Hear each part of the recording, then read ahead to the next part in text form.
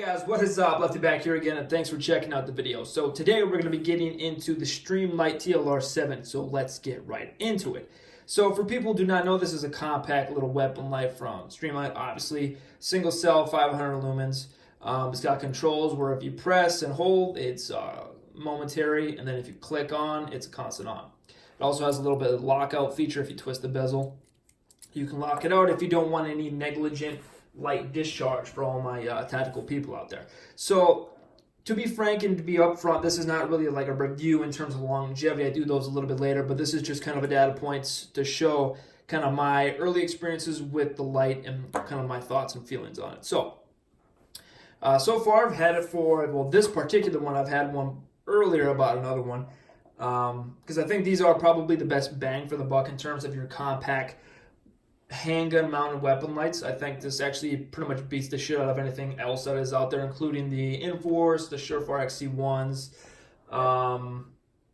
What else is there? All the OLED ones. I think this one is supremely and far better than all those. Now, if you want to get into like the bigger handheld light, or excuse me, the weapon mounted lights from like Streamlight, even the TLR1 or the Surefire, I think those beat this thing in terms of performance.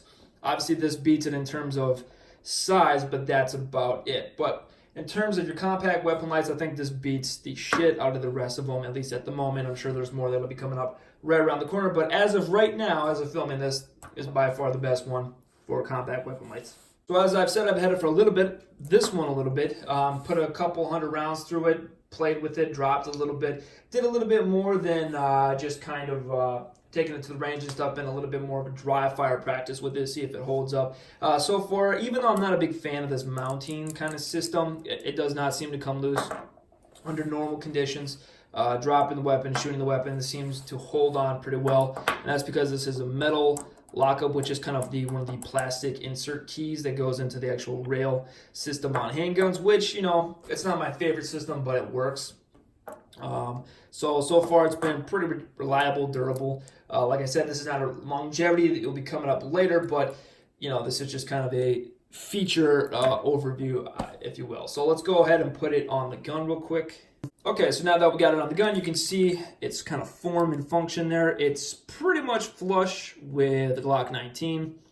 You can see the overall kind of form feature on it. Now, the one thing that I'm not a big fan of, and maybe just because of my personal thing, I'm not a big fan of the switch system because I can't quite reach it with the index. I kind of wish it came back just a little bit more of a paddle design rather than this kind of push button thing.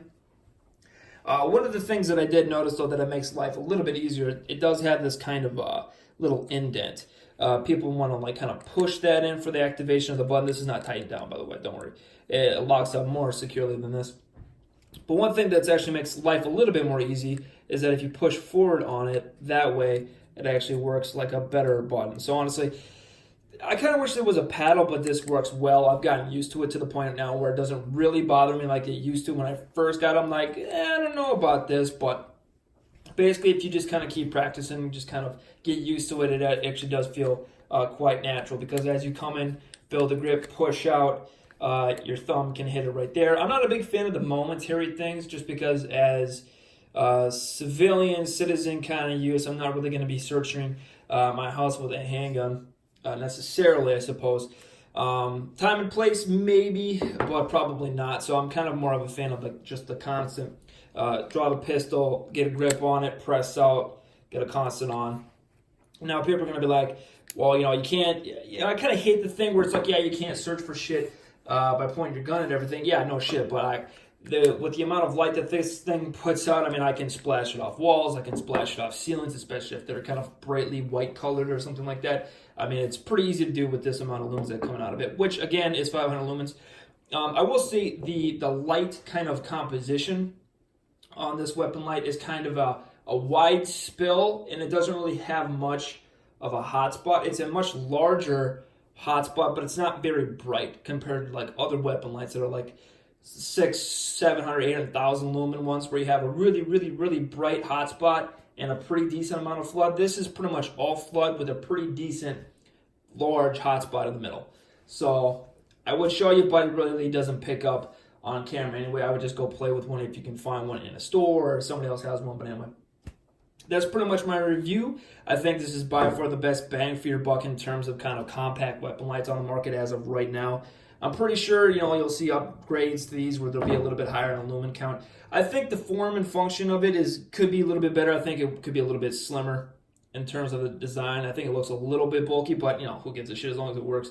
But I think the main thing is just like controls. I really wish there was just more of a paddle here, so I could do primary hand in case one hand went down, which is weird too because on this hand, maybe because I just grip it funnier, but I can actually activate it with this finger just because I grip the gun a little bit different.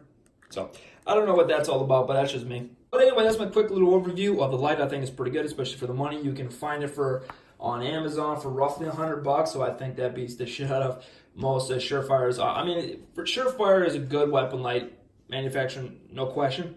But they're overpriced. I mean, you want to pay an XT1 for $200, be my guess. I think that thing, especially with the APLCs, I think they're both anemic for what they're supposed to be. I think 500 lumens is just pretty much the right amount of light for most applications, especially kind of your citizenry kind of stuff going around stuff. I think 200-300 is fine, but I want a little bit more if I can get more. And this is what, in my opinion, is the best bang for your buck. Like I've said multiple times. Anyway, end it there because I'm running at this point. So I thank you guys for watching. Be good.